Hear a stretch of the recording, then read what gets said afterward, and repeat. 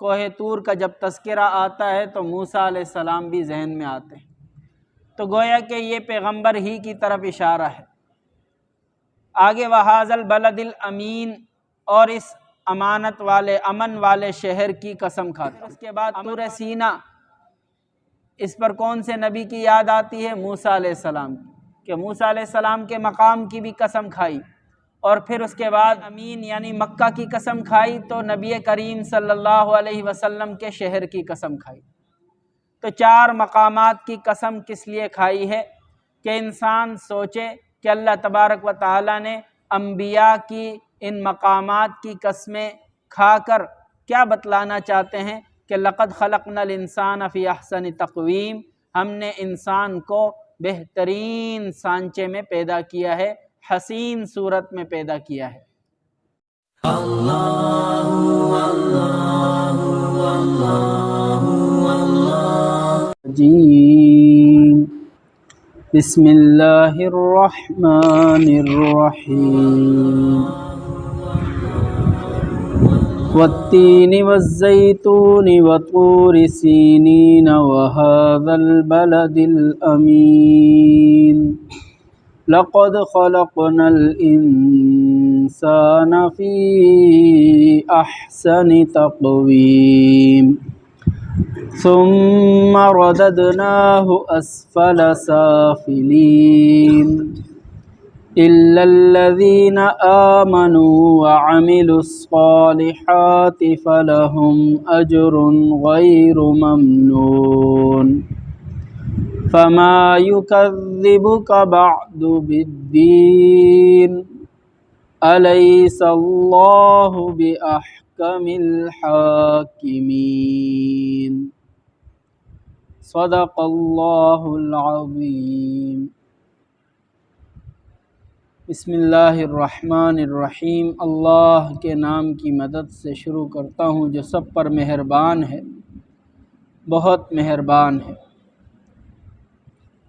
والتین والزیتون وطور سینین وهذا البلد الامین، قسم ہے انجیر کی اور زیتون کی اور طور سینا پہاڑ کی اور اس امن والے شہر کی۔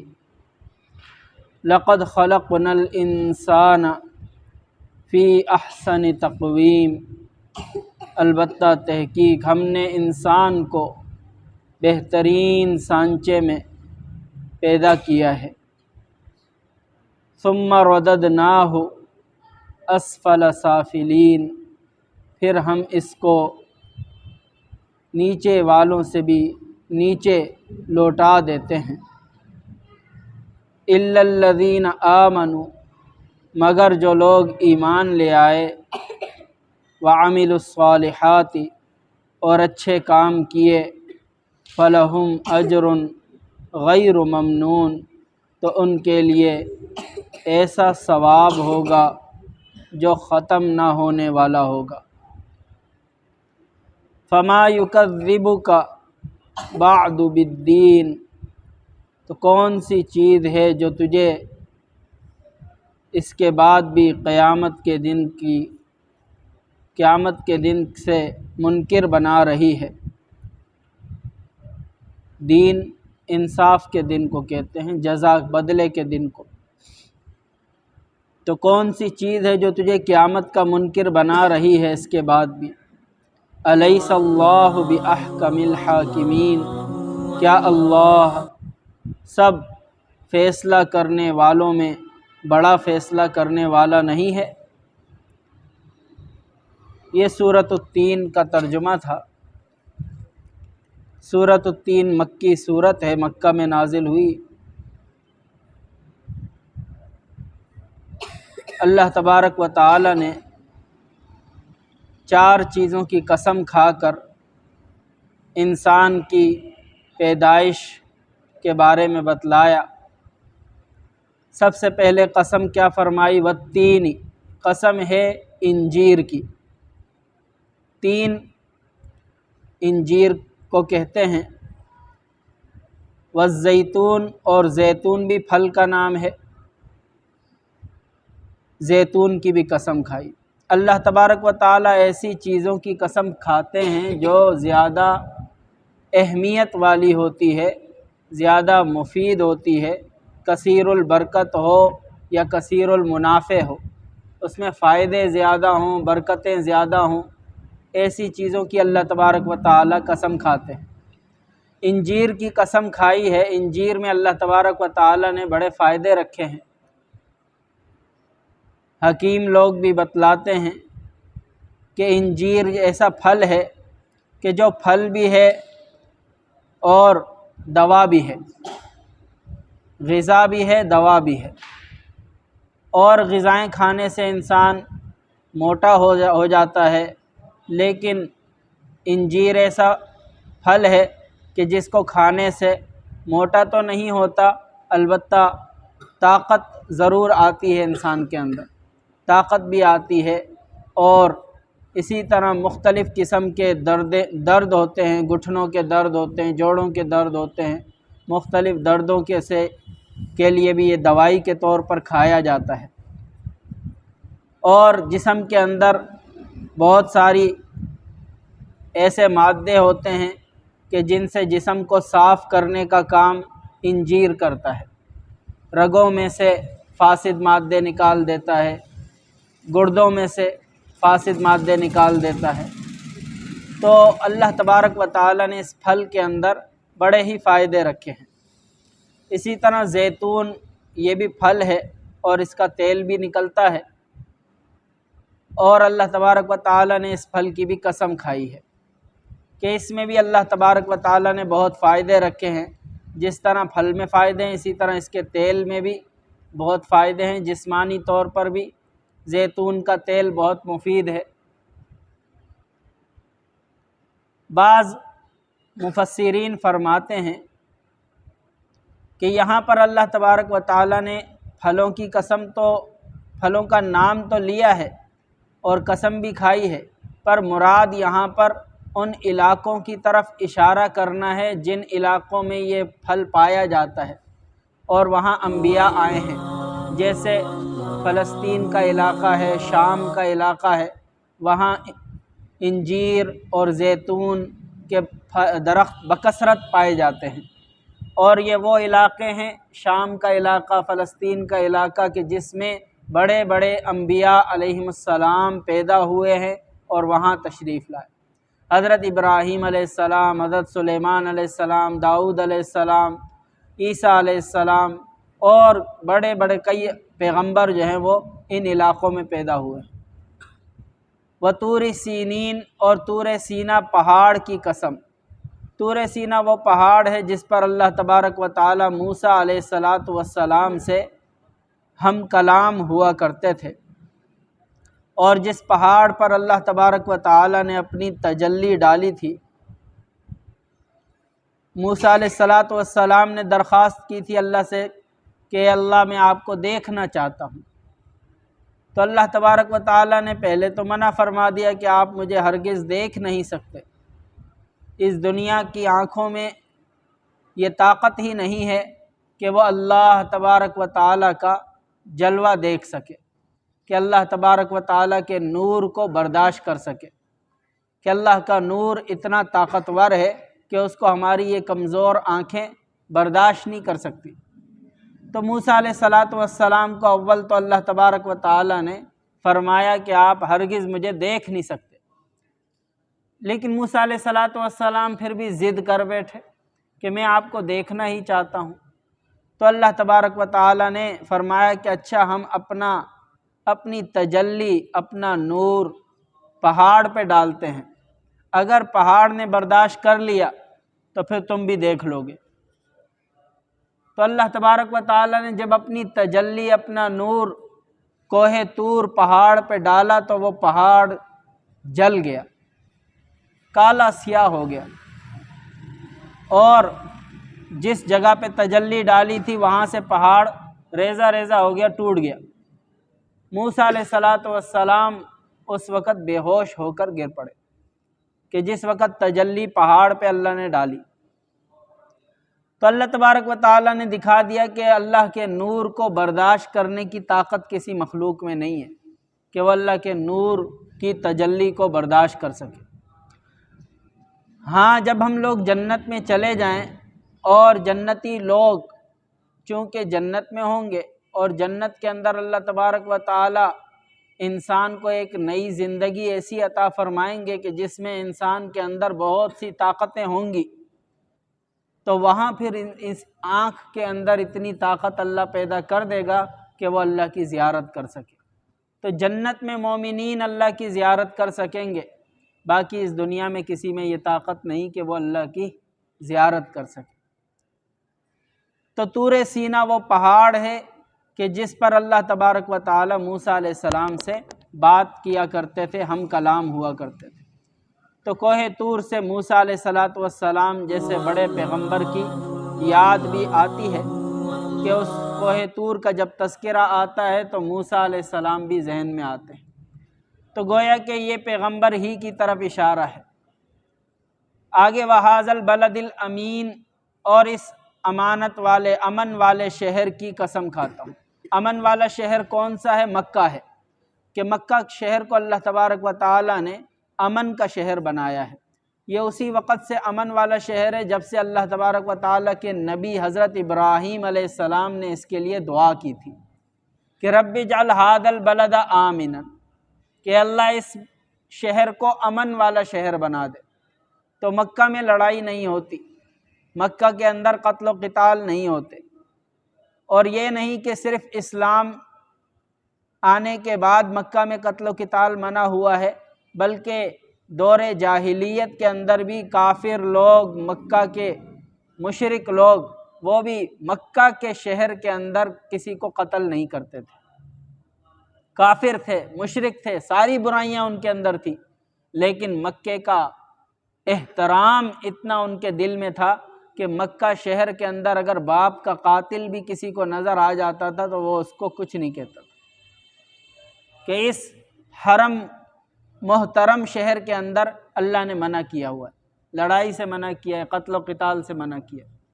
تو اس اللہ تبارک و تعالی نے اس امن والے شہر کی قسم کیوں کھائی؟ کہ اس امن والے شہر میں محمد مصطفیٰ صلی اللہ علیہ وسلم کی ولادت ہوئی تھی، اس شہر میں نبیوں کا سردار پیدا ہوا ہے۔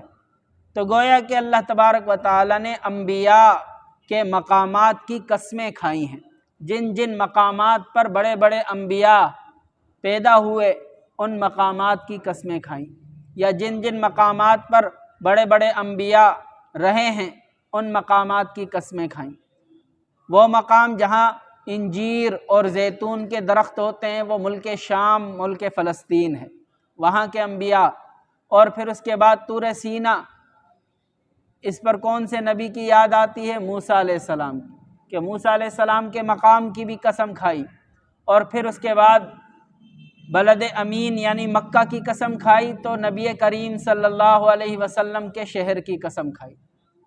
تو چار مقامات کی قسم کس لیے کھائی ہے؟ کہ انسان سوچے کہ اللہ تبارک و تعالی نے انبیاء کی ان مقامات کی قسمیں کھا کر کیا بتلانا چاہتے ہیں؟ کہ لقد خلقنا الانسان فی احسن تقویم، ہم نے انسان کو بہترین سانچے میں پیدا کیا ہے، حسین صورت میں پیدا کیا ہے۔ کہ انسان کو اللہ تبارک و تعالی نے تمام مخلوق میں سب سے زیادہ حسین پیدا کیا ہے۔ ساری مخلوق کے بارے میں آتا ہے کہ اللہ تبارک و تعالی نے امر کن سے پیدا فرمایا، کہ ہم جس چیز کے لیے کہتے ہیں ہو جا تو وہ ہو جاتی ہے، کن فیکون۔ اللہ تعالیٰ نے جب انسان کے پیدا کرنے کا ذکر فرمایا تو فرمایا خلقت بیدی، میں نے انسان کو اپنے ہاتھ سے پیدا کیا ہے، اپنے ہاتھوں سے پیدا کیا۔ یہ نہیں فرمایا کہ میں نے امر کن سے پیدا کیا، بلکہ فرمایا میں نے انسان کو اپنے ہاتھوں سے پیدا کیا۔ تو جس کی تخلیق اللہ تعالیٰ نے خود اپنے ہاتھوں سے کی ہو، اس کو اللہ نے کتنا خوبصورت پیدا کیا ہو۔ باقی تمام چیزوں کو اللہ تعالیٰ نے اپنے حکم سے پیدا کیا، امر کن سے پیدا کیا، لیکن انسان کے لیے یہ نہیں فرمایا کہ میں نے اس کو کن فیکون سے پیدا کیا، بلکہ فرمایا خلقت بیدی، میں نے اس کو اپنے ہاتھوں سے پیدا کیا، اپنے ہاتھوں سے انسان کو بنایا ہے۔ ہاتھوں سے انسان کو بنانے کا مطلب کیا ہے؟ مطلب یہ ہے کہ اللہ تبارک و تعالی نے انسان کو بہت سی ایسی صفات میں پیدا کیا ہے جو صفات اللہ کی صفات ہیں۔ اللہ سمیع ہے، سننے والا ہے، انسان بھی سنتا ہے۔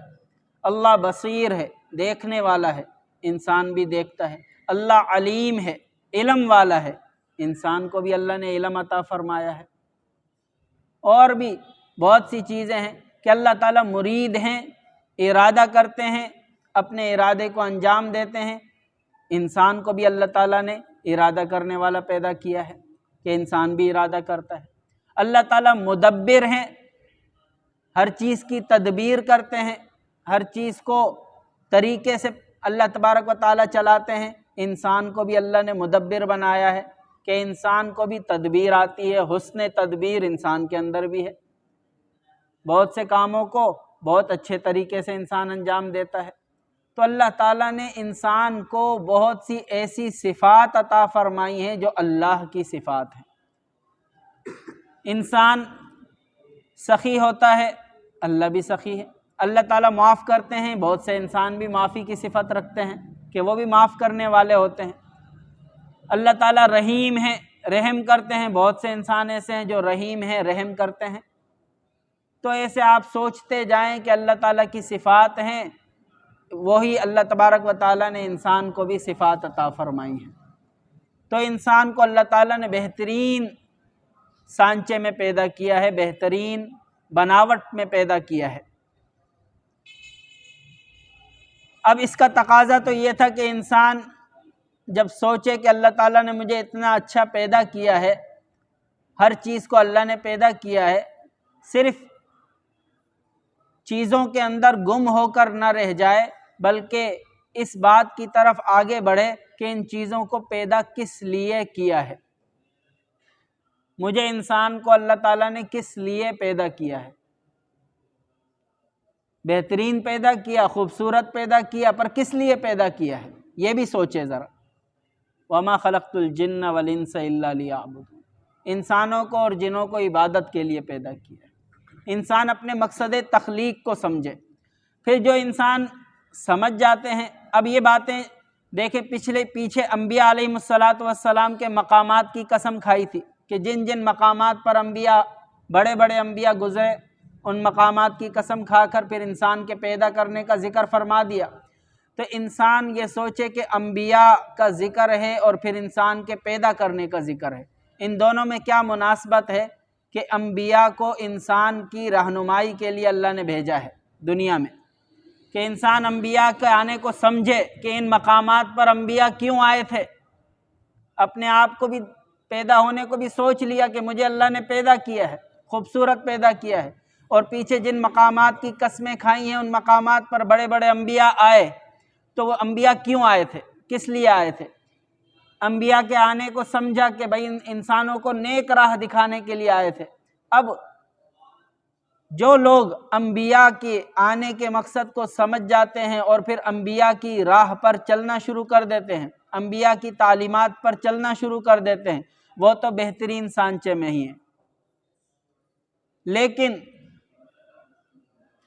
جو لوگ انبیاء علیہم السلام کی باتوں کو نہیں سوچتے، ان کی راہوں پر نہیں چلتے، ثم رددناہ اسفل سافلین، پھر ہم اس انسان کو نچلے درجے والوں سے بھی نچلے درجے میں پہنچا دیتے ہیں۔ نچلے درجے والے کون ہیں؟ جانور ہیں۔ انسانوں سے نیچے اللہ تعالیٰ نے کم تر مخلوق جانور پیدا کیے ہیں، لیکن جب انسان کافر بن جاتا ہے اور اللہ کا منکر بن جاتا ہے، انبیاء کا منکر ہو جاتا ہے، تو اللہ تعالیٰ ان کو جانوروں سے بھی نچلے درجے میں کر دیتا ہے۔ کیا مطلب؟ کہ جانوروں والا مقام بھی اللہ اس انسان کو پھر نہیں دیتا، کہ اس انسان کا درجہ جانوروں سے بدتر ہوتا ہے۔ دیکھیں نوح علیہ السلام کے زمانے میں جب طوفان آیا، اور طوفان نوح میں اللہ تبارک و تعالی نے ان لوگوں کو بچایا جو کشتی میں تھے۔ کشتی میں اللہ تبارک و تعالی نے نوح علیہ السلام کو حکم دیا تھا کہ ہر جانور کا ایک جوڑا ڈال دو، پرندے جتنے دنیا میں ان کے ایک ایک جوڑا ڈال دیا، ایک کبوتر، ایک کبوتری، کوا اور اسی طرح کوا کی مادہ، اسی طرح ایک کتا، ایک کتیا، بلی اور بلا، اور اسی طرح شیر اور شیرنی، ہر جانور کا ایک جوڑا اس میں ڈال دیا، حتیٰ کہ خنزیر بھی ڈال دیا، سور کہ جو سب سے ناپاک جانور ہے، اس کا بھی ایک جوڑا اس کشتی میں بیٹھ گیا۔ اب سوچیں کہ اس کشتی کے اندر خنزیر کو تو جگہ مل گئی، پر نوح علیہ السلام کا وہ بیٹا جو کافر تھا اس کو جگہ نہیں ملی۔ نوح علیہ السلام کا اپنا بیٹا کنعان جو کافر ہو گیا تھا، جو کافر تھا، جس نے نوح علیہ السلام کی بات کو نہیں مانا، پیغمبر کی راہ پر نہیں چلا، اس کو کشتی میں جگہ نہیں ملی، وہ ڈوب گیا طوفان کے اندر۔ تو یہ دیکھو کہ اللہ تعالیٰ نے جانوروں سے بھی نچلا درجہ کر دیا اس انسان کا کہ جو انبیاء کی راہ پر نہیں چلا، جو کافر ہو گیا۔ ایک مطلب تو اس کا یہ ہے۔ دوسرا مطلب یہ بھی ہے کہ انسان کے پیدائش کا اللہ نے ذکر فرمایا کہ انسان کو اللہ تعالیٰ نے بہترین سانچے میں پیدا کیا ہے، کہ انسان کے بناوٹ خوبصورت سے خوبصورتی کی طرف جاتی رہتی ہے۔ بچپن میں کتنا خوبصورت ہوتا ہے، پھر آہستہ آہستہ بڑا ہوتا ہے، جوان ہو جاتا ہے، خوبصورتی اپنے شباب پر پہنچ جاتی ہے۔ اس کے بعد کیا ہوتا ہے؟ ثم رددناہ اسفل سافلین، پھر ہم اس کو کمزور سے بھی کمزور درجے میں لے جاتے ہیں، یعنی دوبارہ جب بڑھاپے کی طرف انسان جانا شروع ہوتا ہے تو اب وہ خوبصورتی بدصورتی میں بدلنا شروع ہو جاتی ہے، وہ طاقت کمزوری میں بدلنا شروع ہو جاتی ہے، وہ زور ختم ہونا شروع ہو جاتا ہے انسان کا، وہ نیچے درجے میں آنا شروع ہو جاتا ہے، وہ کمر جو سیدھی تھی وہ کمر کمان کی طرح ٹیڑھی ہونا شروع ہو جاتی ہے۔ تو دونوں مطلب ہو سکتے ہیں کہ اس میں انسان کی جسمانی ساخت مراد ہو یا روحانی سفر مراد ہو۔ انسان کی جسمانی بناوٹ کا مراد ہو کہ جسمانی بناوٹ میں ہم اس کو لوٹا دیتے ہیں نچلے درجے میں، پستی کے اندر لوٹا دیتے ہیں، یعنی کمزور سے کمزور تر حالت کی طرف لوٹا دیتے ہیں، بڑھاپے کی طرف، یہ بھی مراد ہو سکتا ہے۔ اور دوسرا مطلب وہ تھا جو میں نے پہلے بیان کیا تھا کہ انسان انبیاء کی باتوں کو جب مانتا ہے اور ان پر چلتا ہے تو اس کی روح اعلیٰ سے اعلیٰ درجے پر پہنچتی جاتی ہے، لیکن جو انبیاء کی باتوں کو نہیں مانتے، ان پہ نہیں چلتے، ان کی روح نچلے سے نچلے درجے میں پہنچ جاتی ہے اور اس انسان کا مرتبہ بہت نیچے ہو جاتا ہے، حتیٰ کہ جہنم کے سب سے نچلے طبقوں میں رہیں گے۔ الا الذین آمنوا وعملوا الصالحات، مگر جو لوگ ایمان لے آئے اور نیک اعمال کیے، فلہم اجر غیر ممنون، ان کے لیے ایسا ثواب ہوگا جو ختم نہ ہونے والا ہوگا، یعنی ایسا ان کو بدلہ ملے گا جو بدلہ کبھی ختم نہیں ہوگا، ایسی نعمتیں ملیں گی کہ جو کبھی ختم نہیں ہوں گی۔ اور یہ تو صاف مطلب ہے کہ جب انسان جنت میں چلا جائے گا تو جنت کی کوئی بھی نعمت کبھی بھی ختم نہیں ہوگی، نہ جوانی ختم ہوگی، نہ ہی وہاں کی غذائیں کبھی ختم ہوں گی، وہاں نہ درد ہے، نہ بیماری ہے، نہ تکلیف ہے، نہ غم ہے، نہ کمزوری ہے، نہ ختم ہونے کا ڈر ہے کہ کوئی چیز ختم ہو جائے، ایسا بھی نہیں۔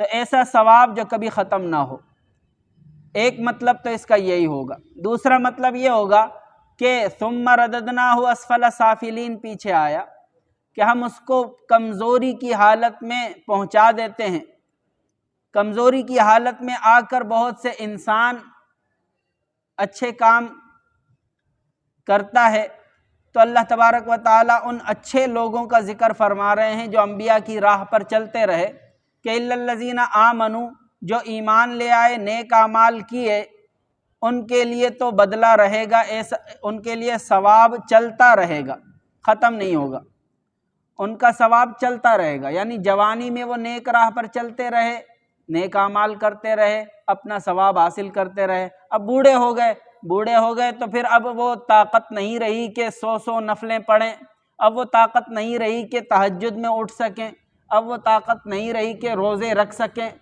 تو اللہ تعالیٰ فرما رہے ہیں کہ جو ایمان لے آئے، نیک اعمال کیے، ان کا ثواب ختم نہیں ہوگا، چلتا رہے گا، ان کا ثواب چلتا رہے گا۔ ایک حدیث میں اس کا مطلب یوں آیا کہ اللہ تبارک و تعالی فرشتوں کو حکم دیتے ہیں ایسے انسان کے بارے میں کہ جو اپنی جوانی میں نیک اعمال کرتا رہا اور پھر اس کے بعد جب وہ بوڑھا ہو گیا، بڑھاپے کی وجہ سے اس کے نیک اعمال اب اس سے نہیں ہو رہے، عذر کی وجہ سے، کسی عذر کی وجہ سے، پہلے مسلسل روزے رکھتا تھا، اب روزے نہیں رکھے جا رہے اس سے، اللہ تعالیٰ فرشتوں کو فرماتے ہیں کہ اس کے اجر کو جاری رکھو، اس کے اجر کو جاری رکھو، جس طرح یہ پہلے رکھتا تھا اس کو ثواب ملتا تھا، اب نہیں رکھ پا رہا اپنی کمزوری کی وجہ سے، تو اب اس کے ثواب کا سلسلہ بند نہ کرو، جاری رکھو۔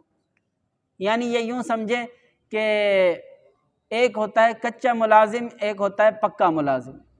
جو کچا ملازم ہوتا ہے اس کو دہاڑی اسی وقت ملتی ہے جب وہ کام کرتا ہے، اور جو پکا ملازم ہوتا ہے اس کو چھٹی والے دن کی تنخواہ بھی ملتی ہے، اس کو ریٹائر ہونے کے بعد بھی پینشن ملتی رہتی ہے، کیونکہ وہ پکا ملازم تھا۔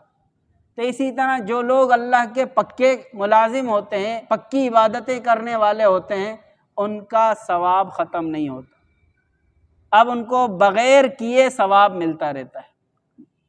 بوڑھا آدمی ہو گیا، ریٹائر ہو گیا، اب تو نوکری پہ نہیں جا رہا، لیکن گورنمنٹ پھر بھی دے رہی ہے۔ کیوں دے رہی ہے؟ اس لیے کہ جب تک طاقت تھی گورنمنٹ کا کام کرتا رہا، سرکاری نوکری کرتا رہا، کام پورا کرتا رہا، تو گورنمنٹ اس کا احسان مان کر اس کو آگے کمزوری کی حالت میں بھی اس کی تنخواہ کو کچھ نہ کچھ چلاتے ہیں۔ تو اللہ تعالیٰ تو ہم انسانوں سے زیادہ رحم کرنے والے ہیں۔ گورنمنٹ تو پینشن دیتی ہے، تنخواہ کا کچھ حصہ دیتی ہے، لیکن اللہ تعالیٰ تنخواہ کا کچھ حصہ نہیں دیتے، ثواب پورا پورا دیتے ہیں، پوری تنخواہ ملتی ہے۔ جتنا جوانی میں تہجد پڑھنے کا جتنا اللہ اجر دے رہا تھا، اب بوڑھا ہو گیا، تہجد اتنی نہیں پڑھ پا رہا یا بالکل نہیں پڑھ پا رہا، تو بھی جوانی میں جتنا ثواب ملتا تھا اب نہ کرنے پر بھی ثواب اتنا ہی ملے گا۔ تو یہ اللہ کی مہربانی ہے، اللہ کا کرم ہے۔ تو اللہ تبارک و تعالیٰ نے راستے رکھے ہوئے ہیں ہم لوگوں کے لیے، دعا کریں کہ اللہ تعالیٰ ہمیں بھی ان پکے ملازموں میں شامل فرما دے کہ جن کا ثواب جاری رہے گا، بڑھاپے میں بھی جاری رہے گا، جیسے جوانی میں جاری ہے بڑھاپے میں بھی جاری رہے گا۔ اگر ہم لوگ عبادتوں پہ پکے نہ ہوئے تو پھر ثواب جاری نہیں رہے گا۔ یہ انہی کا ثواب جاری رہے گا جو عبادتوں میں پکے ہوتے ہیں، جو عادی ہوتے ہیں، ان کے لیے ہے۔ فَمَا يُكَذِّبُكَ بَعْدُ بِالدِّينِ۔ اب جب اے انسان تو نے سن لیا کہ پہلی مرتبہ بھی انسان کو اللہ نے پیدا کیا، بہترین سانچے میں پیدا کیا، اور پھر اس کو جوان کیا اور پھر بوڑھا کر دیا، تو کون سی چیز ہے جو تجھے دین کا منکر بنا رہی ہے؟ دین کسے کہتے ہیں؟ دین اسلام کو بھی کہتے ہیں، اور اسی طرح دین بدلے کو بھی کہتے ہیں، یعنی قیامت کے دن کو، کیونکہ قیامت کے دن اللہ تبارک و تعالی ہر عمل کا بدلہ عطا فرمائیں گے۔ تو بدلے کے دن کے منکر کیسے بن رہے ہو؟ یعنی سوچو ذرا کہ جو اللہ پہلی مرتبہ انسان کو پیدا کر سکتا ہے اور اس کو طاقت قوت دے کر جوان کر کے پھر کمزوری کی طرف لا سکتا ہے، کیا وہ اللہ تعالیٰ دوبارہ پیدا نہیں کر سکتا؟ بالکل پیدا کر سکتا۔ تو قیامت کا دن ضروری ہے، اس لیے کہ ہم دنیا میں دیکھتے ہیں کہ دنیا میں انسان کو عمل کا بدلہ کبھی ملتا ہے پورا، کبھی نہیں ملتا۔ ایک ظالم آدمی ظلم کرتا ہے لیکن وہ اپنے ظلم سے بری ہو جاتا ہے پیسے دے کر، عدالت اس کو چھوڑ دیتی ہے، کوئی سزا نہیں دیتی، اور قاتل دندناتا پھرتا ہے، مظلوم ظلم کی چکی میں پستا رہتا ہے اور اسی طرح دنیا سے چلا جاتا ہے۔ اب جس مظلوم کو دنیا میں بدلہ نہیں ملا اپنے ظلم کا، اب اگر قیامت کا دن نہ ہو اور اللہ تعالیٰ اس کو بدلہ نہ دے تو یہ تو ناانصافی کی بات ہے کہ اس کو دنیا میں بھی بدلہ نہیں ملا، آگے اللہ نے بھی نہیں دلوایا۔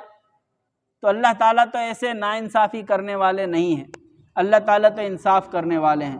دنیا میں ہم دیکھتے ہیں کہ بادشاہ لوگ، گورنمنٹ اپنے وفادار ملازموں کو نوازتی ہے، ان کو بونس جاری کرتی ہے، ان کی تنخواہوں میں اضافہ کرتی ہے، ان پہ نوازشیں کرتی ہے، اور جو گورنمنٹ کے مجرم ہوتے ہیں ان کو سزائیں ملتی ہیں۔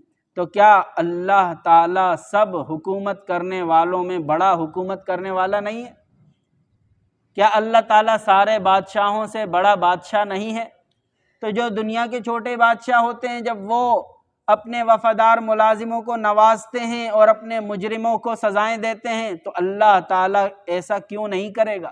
اللہ تعالیٰ بھی اپنے وفادار بندوں کو نوازیں گے جنت سے، جنت کے انعامات سے، اپنی زیارتوں سے، اور اپنے مجرموں کو اللہ تعالیٰ بھی سزا دیں گے دوزخ کی آگ میں۔